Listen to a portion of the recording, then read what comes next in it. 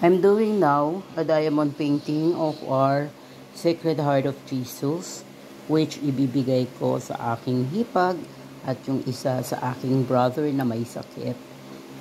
To be able for you to finish something like this na punong-puno ng beads. See, like that, you should really be inspired. And I'm so inspired doing this kasi nga, it's our Sacred Heart of Jesus. At ginagawa ko every Friday, sinasabayan ko rin siya ng novena. So napakadali naman gawin itong diamond painting kasi lahat ay may corresponding letters and number. So number coded yung mga beads. So makikita nyo, ayan. So may mga numbers siya. Oops, sorry. Yan, may mga numbers siya corresponding to the colors. So, ang ginawa ko dyan, pinagsunod-sunod ko na siya para madaling hanapin. No? Kasi, uulit-ulitin mo siyang gamitin. So, yan, makikita mo, may mga corresponding letters siya. Kung ano yung gagamitin mo dyan sa mga colors. Oh. Maraming makakahawig na kulay, pero kung makikita mo, iba-iba yung gagamitin mong color. So, pag ito natapos, ang ganda-ganda niya kasi para siyang, kaya siya tinawag na diamond painting kasi pag natapos siya, kumikinang talaga siya.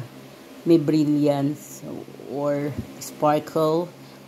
So, lalo na siguro ito, yung heart and yung parang fire.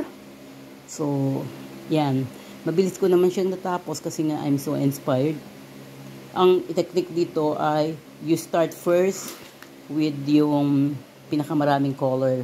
So, tapusin mo yon. Halimbawa, the first one I did was, I think it was letter C. So, lahat ng C, punuan mo na yun, punuan mo na, hanggang dun kahit sa taas, no?